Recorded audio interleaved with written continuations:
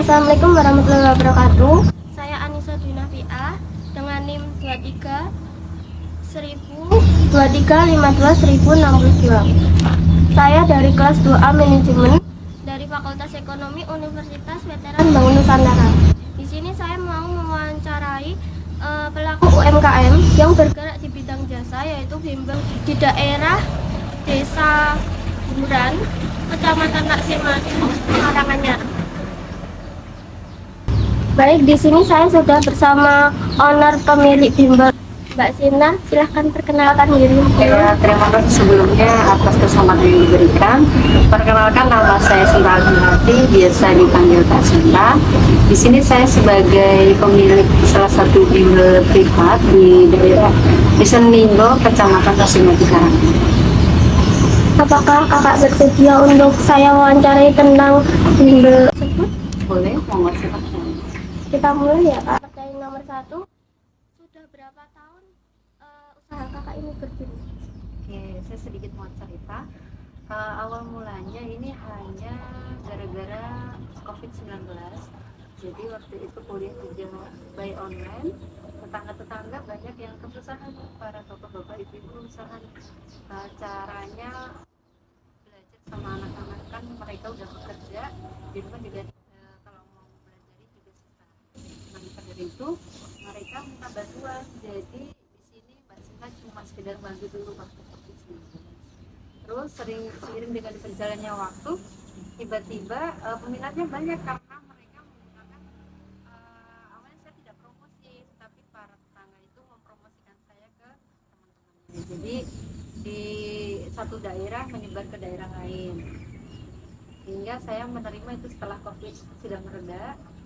Saya menerima, tapi belum ada nama bimbelnya dan lain-lain, belum, cuma privat aja.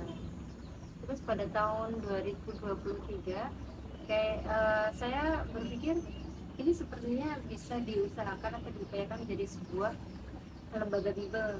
Nah, saya cari-cari informasi bagaimana mendirikan sebuah bimbel.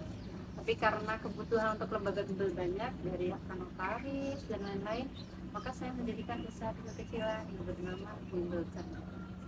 Dari situ saya tidak hanya bekerja sendiri sebagai pemilik, saya karena peminatnya banyak, terutama dari anak-anak SD dan Kalista, saya membuka lowongan guru-guru part-time.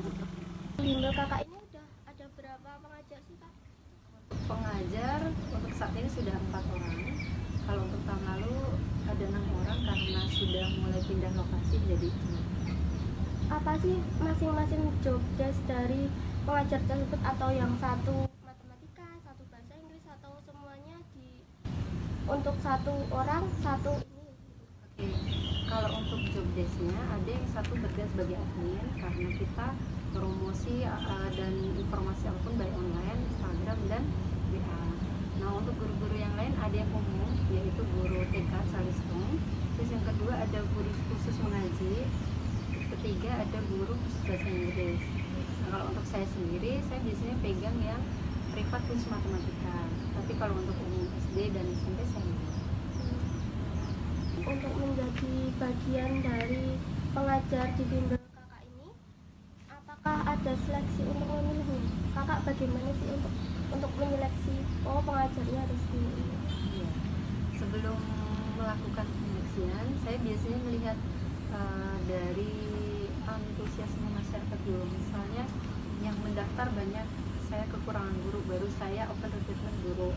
Apakah untuk menjadi bagian dari pengajar bimbel cerdas kakak ini, apakah ada beberapa persyaratan yang dibutuhkan? Dan kalau ada persyaratan yang dibutuhkan, apa saja, Kak? Sebenarnya untuk kualifikasi menjadi seorang guru di bimbel, minimal ada dia berkuliah semester 5 di jurusan pendidikan, atau enggak minimal sudah menguasai micro teaching. Itu mengajar secara kelas kecil, jadi kalau untuk mengajar siswa di luar itu bisa. Pengajaran atau pengembangan apa saja yang kakak berikan di dalam usaha ini untuk semua pengajar? Kalau untuk semua pengajar, pengembangan kita mulai dari sistem pendidikan. Biasanya setiap 2 bulan sekali atau 3 bulan monitoring kepada orang tua siswa, apakah ada masukan untuk guru-guru kami. Kalau sudah ada, kita diskusikan dengan admin, lalu kita buatkan sebuah jadwal untuk mengajar kepada guru-guru kami. Misalnya bagaimana sih untuk mengajar anak-anak yang usia pradini, usia di sekolah TK, kan berbeda dengan di SD. Dan juga sekarang waktu COVID-19 kan sudah kurikulumnya berbeda, ada kurikulum yang memakai 2013, ada yang memakai kurikulum berbeda. Itu. Yang bagaimana komunikasi yang didapat oleh setiap pengajar yang ada di Bimbel Cerdas Kakak ini? Balas jasa ya. Nah, untuk balas jasa kita kategorikan menjadi dua, yaitu guru yang menempuh jalur pendidikan dan guru yang tidak menempuh jalur pendidikan. Maksudnya tidak pendidikan itu seperti mereka tidak berkuliah di jurusan pendidikan tapi ingin mendaftar karena mungkin untuk menambah penghasilan dan sudah mempunyai background mengajar. Ada kualifikasinya tertentu, nanti bisa saya berikan tabelnya. Jadi ada misalnya sudah lulus S1 berpengalaman, nanti mendapatkan berapa persen dari total keseluruhan. Untuk minimal sendiri kita ada di 70%. Jadi total penghasilan dari orang tua siswa 70%-nya kita masukkan ke guru, 30%-nya untuk administrasi. Itu kan untuk gajinya, untuk bonusnya? Untuk bonusnya belum ada karena dari setiap mereka kan belum mencapai target siswa. Jadi kita ada beberapa ketentuan, misalnya setiap guru minimal dalam satu siswa itu sebulan harus 8. Nah, jika belum mencapai 8 kita sesuaikan dengan tabelnya. Tapi jika melebihi kita nanti akan berikan. Jika Bimbel Cerdas Kakak ini sudah semakin besar, apakah ada jenjang karir untuk pengajar-pengajar yang sedang merintis bersama Kakak? Untuk jenjang karir saat ini belum, karena bimbel saya sendiri juga bekerja sama dengan bimbel lain. Tapi kalau untuk kedepannya, semisal berkembang dengan pesat ya, pasti ada jenjang karirnya. Misalkan kita akan usahakan untuk mendapatkan sertifikasi. Misal dari bimbel sendiri akan memberikan surat pengalaman kerja. Setelah itu kita juga berikan intensif lainnya, misalnya kemudahan mendapatkan akses buku, juga mendapatkan link-link ke bimbel-bimbel yang lain juga bisa.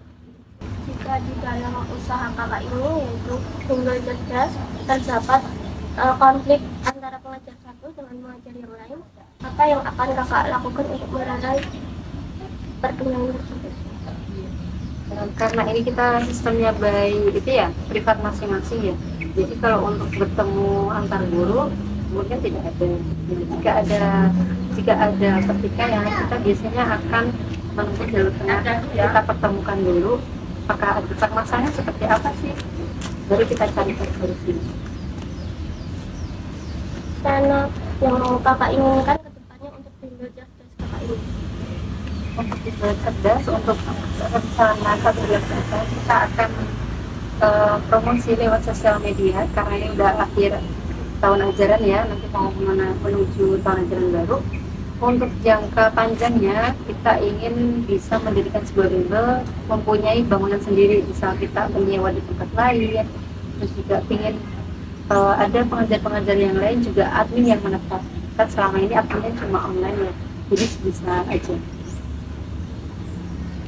Baik, terima kasih Kakak Zina sebagai owner Bimbel Cerdas untuk waktunya.